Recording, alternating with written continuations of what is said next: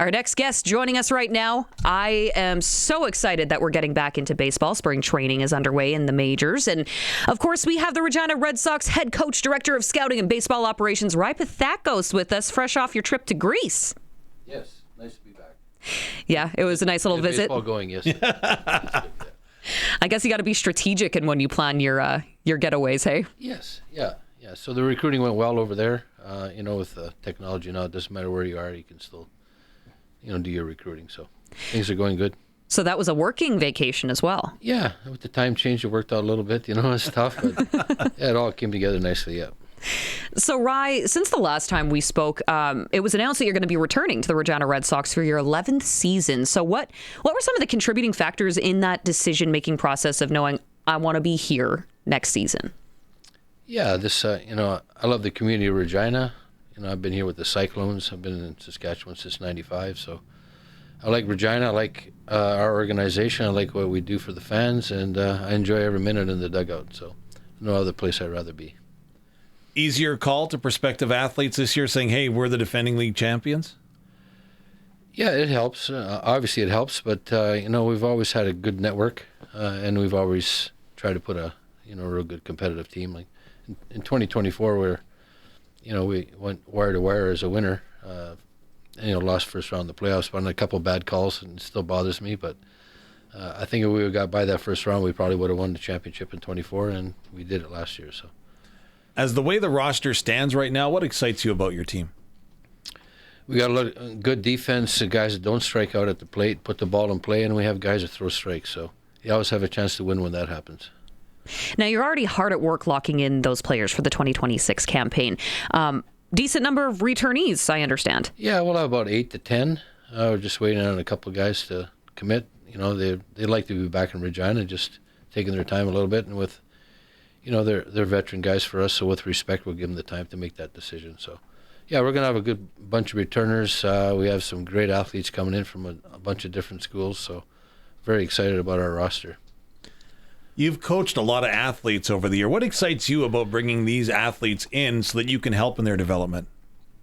I just, the energy these young guys bring, that's why I like to be around them. I'm 67 years old. I feel like I'm 27. So, I feed off of those guys, and with my experience, hopefully we can teach them something. And, it turned out it's a great relationship with the young guys. Really enjoy it. I would suggest the caliber of the league hasn't been better. There's some great baseball played night in and night out, whichever diamond in the league you go to. In saying that, when you look at the athletes you're able to recruit right now, do they see that caliber of play starting to increase as well? Yeah, I think, there's a lot of collegiate leagues in North America, but I think we're top 5. I mean, Cape Cod League in Massachusetts, number 1, but, we rival any league. We have had guys that played in other leagues, in Texas Collegiate, West Coast League, Northwoods League, and then, our league is very, very good. When the athletes are coming, what do they hope to get out of their season? Obviously, they want to play some competitive ball. They want to continue what they started in the collegiate level predominantly. What else do they get out of the opportunity to come up and play? Well, it's a life experience to come to Canada. A lot of guys enjoy that part of it. It's not a whole lot of difference to the U.S. There's our nuances, and especially in Saskatchewan, we have some things going on here differently, So the guys like it. They enjoy it. Like our returners always love to come back, and, they love Regina. I once was told that one of the draws is that this is a wood bat league. What does that mean? Why is it something that the players enjoy doing? Well, at the pro level, all your stats are measured on a wood bat. So all your summer collegiate leagues are wood bat. So, we went to that a number of years back, and, it's something that the guys like to do. As a coach, how fine is the line that you have to walk? Because you've got, for example, pitchers that are coming in from collegiate ball, and I know that their colleges are keeping an eye on their pitch count, so on and so forth. Obviously, with the experience you have, there's things that you see that, hey, you know what, if you set up this way or if you do this another way, that might, I don't want to say contradict the coaching that they have, but obviously you want to make sure that it's a fair balance. How fine is that line? Yeah, we do some coaching if the player approaches us. They have expectations from their coach, from their school, so we respect that. We also have dialogue on the phone with the coaches, and so the relationships there, help us get players here, and we respect what the coaches want to do. So, Now, when it comes to scouting, if you could just give us a tiny little peek behind the curtain here, I imagine you're doing it all the time, all off season. You know, it's a short season. Mm-hmm. There's a lot of games in a short period of time. And there are these players who have other commitments, right? So sometimes guys will show up a little bit late if they're coming from the Shreveport Pirates as a prime example, you know, where they won the league, an undefeated season, incredible, or they have to leave early. So how important is depth when you're starting to construct that roster? Yeah, depth is you have to kind of look at when guys are coming in and what schools they're coming from. You know, your Division I schools generally show up later. So you have a good mix of NEI schools and junior college schools, Division II. So this balance helps you get started early and then add your players, you know, a little later on with the success they're having at the regionals and their playoffs as well. So like you mentioned, Shreveport last year went all the way, so. Well, there's a lot of excitement in Dunedin, Florida today as the Canadian team met for the first time, held their first workouts in advance of the World Baseball Classic. You're no stranger to international competition, of course, having worked with the Greek program for a number of years. What is international baseball like, and what do you think that this event is going to do for baseball moving forward? Well, the WBC has, you know, put baseball on the map across the globe. You know, Europe, the baseball is very, very good. So, yeah, it's really making like a World Cup of soccer. Okay. A lot of countries in Europe are really taking good hold of baseball. And, you know, they have good facilities and baseball fields and indoor facilities. So baseball is growing around the globe. We know it very well in North America, South America as well. You mentioned Europe is starting to grow. Where is the competition going to come from in this World Baseball Classic? Who should we be watching for? Japan, obviously. Puerto Rico. Puerto Rico's going to have a good team. I think they're picking Japan to win it. I mean, pre-event. And Puerto Rico, I think, is going to, you know, they have them in the championship game. So the U.S. is, you know, obviously dominant, but you got to play the games. And these two countries, Japan and Puerto Rico, have good teams. Where does Canadian baseball factor into that? You know, it's kind of, if you look at the world rankings, you know, we used to be in top 10. We kind of slipped down a little bit to 15 or something like this. Kind of surprises me, but you know, it's take your hat off to the other countries that have jumped up in the standings because they put some good work in and developed some good baseball players in these countries. Yeah, maybe that's the word, development, because I look at the opportunities for young people. They didn't exist when I was, again, we rode dinosaurs to school back then, but they didn't exist, the opportunities for the indoor training facilities that there are now. Like, how far have we come? We've come a long way in Canada, you know, especially in our province as well, right? Like, a lot of indoor facilities now. So you've seen Saskatchewan baseball really jump on the map too. You know, been organization of the year, province of the year a number of times. So, you know, Sask baseball is doing a great job, and there's a lot of good athletes in this province playing baseball. So with the World Baseball Classic, specifically focusing on Canada's pool, they're in Pool A. And a lot of people are saying, I'm no expert, I'm just saying a lot of people are talking about the fact that this could be the first time that Canada finally advances out of the group stage. Would you tend to agree? Yeah, they have a good team. You got to play the games and anything. Yeah, their pitching is good this year. So, I mean, yeah, they have a chance to jump out of that pool for sure. Well, here's hoping. Yeah, look forward to that. Be nice. Now, I want to get your take on something that you brought up already. You go back to the 2024 season. There were a couple of calls, right? We know that. Were you at the game? I'm just leaving that there. I'm leaving that there. But baseball in spring training is introducing the automated strike and ball counter. So you can go ahead, you can challenge. What do you think of this innovation in the game? I don't know. I mean, I kind of have to wait and see how it plays out.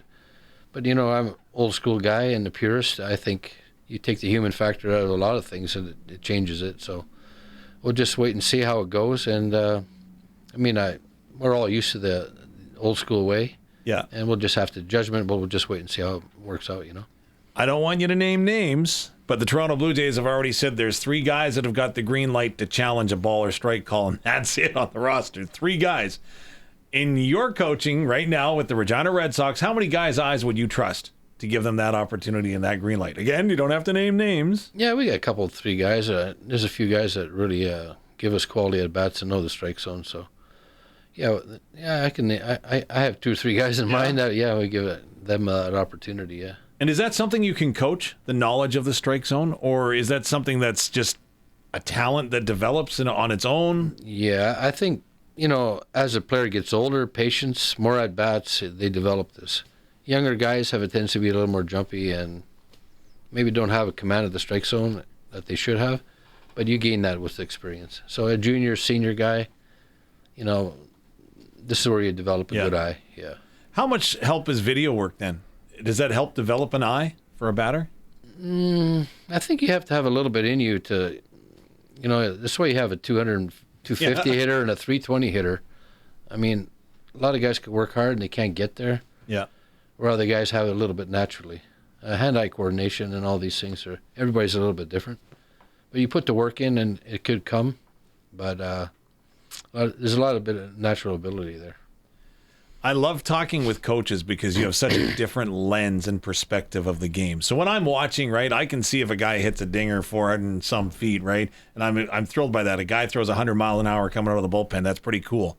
What are you watching when you watch a baseball game? For a batter, I like a guy that doesn't strike out, puts the ball in play, puts pressure on the defense. I like a pitcher that throws strikes, doesn't necessarily have to throw 95 miles an hour. A guy that can pitch, like a kid that played for me in Saskatoon, Marco Gonzalez. He had a 10-year big league career. He's 89, 91, 88, 91. I mean, wow. He's a craftsman, right? Like, he knows how to pitch. And matter of fact, he's back in the big leagues now with San Diego signed him. So I like guys that throw strikes. You don't necessarily have to throw real hard, pitch to contact. I like good defense, guys that run the bases smart. These things win you ball games. Running the bases smart. I wish the Blue Jays would do that. Sorry. They not run into outs occasionally, right? When they were struggling, I would say that was probably their downside. And it kind of bit them in the end too, right? Yeah, it did too, right? So I mean, base running is very important.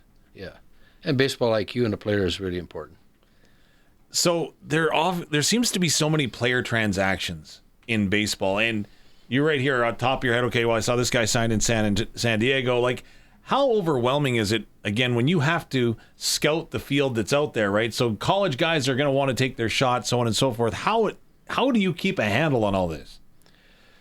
Well, you have to love it, for one thing. True. You have to love it. And, I'm a baseball purist. I like the stats, but a lot of it comes down to gut feel in the dugout, what the guy has done in his last 7 games, how he's feeling today. You see him in BP before the game.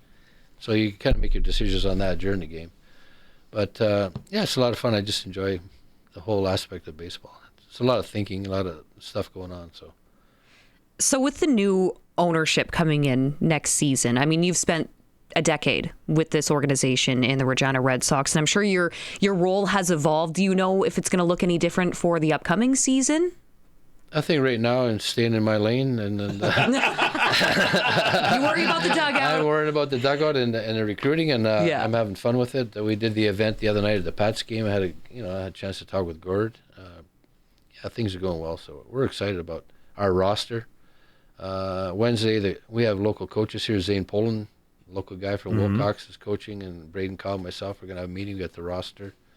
I talked to our other coach, Jackson Alaniz. I talked to him yesterday. He has the roster, so we're going to, we're in good shape right now. We have 2 or 3 spots for pitching, which I always kind of leave late for, late additions, guys that thought they were going to throw a lot of innings. Maybe they're not going to get the innings, and they'll come. So things are good. We got a really good athletic team, but we're going to have a lot of fun. If my math is right, please don't test me. About 12 weeks from the start of opening day in the season, you'll start out on the road before getting a chance to celebrate your championship banner at home.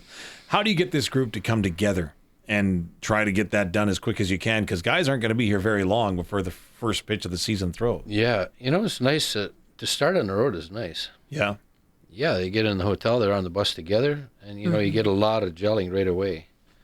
So we're looking forward to that. The first few games are on the road, and then we're ready to get after it here at home and make the city proud. We got a good squad. The city's going to love our guys.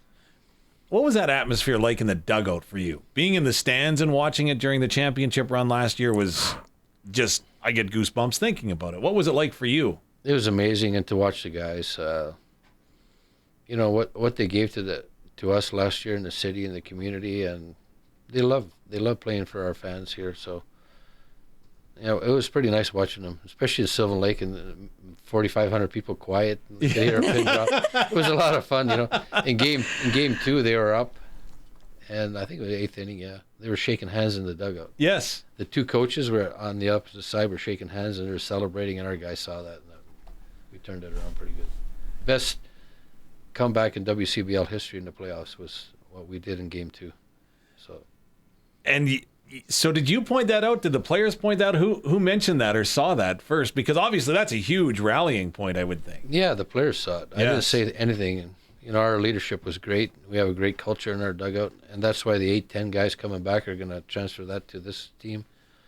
We're excited about the guys we got coming in, and we got some good athletic players coming from some good schools, so we're excited. So we'll be announcing more here in the next 10 days, 12 days. We'll start rolling out our player signing. So right now at major league camps, a lot of players are trying to get their timing back, is what they talk about. Is that something that is common in baseball, and does it happen in season as well, that players may get out of sync? And if so, how do they get back in sync?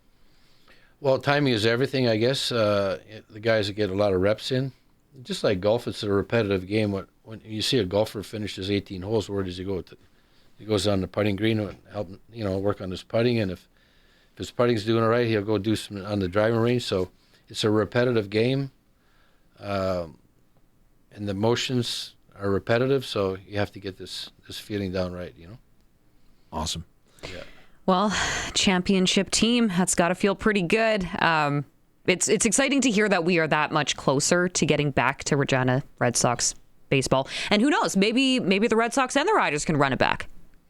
Yeah. Yeah, that's what we're shooting for. I mean, repeat is the word that we're gonna, really emphasize on early. And you get in the playoffs, anything can happen. We finished out a few games over 500, got in and went on a run. Didn't lose in the playoffs on the road. We got a good team coming in, so looking forward to it. Yeah. Well, I'm looking forward to all the sunscreen and sunflower seeds and foul balls. It's going to be a lot of fun. So they're going to do a few things at the ballpark. I think they're talking about a big video screen in right field, and so cool. Yeah, do some things. Ooh. It's going to be fun. Look at that. We got a little tease here on the Sports Cage. I like that. The scoop. That was announced the other night at the Pats thing. So Okay. Yeah. Okay. Well, cat's out of the bag now. I'm running with it. I'm going to tweet it. Yeah, we're looking forward to it. Yeah. So. Rye Pothakos, Regina Red Sox, of course, head coach and scouting director. Thank you so much for doing this, and welcome back from your trip. Thank you. Yeah, it's good to be back and looking forward to getting after it.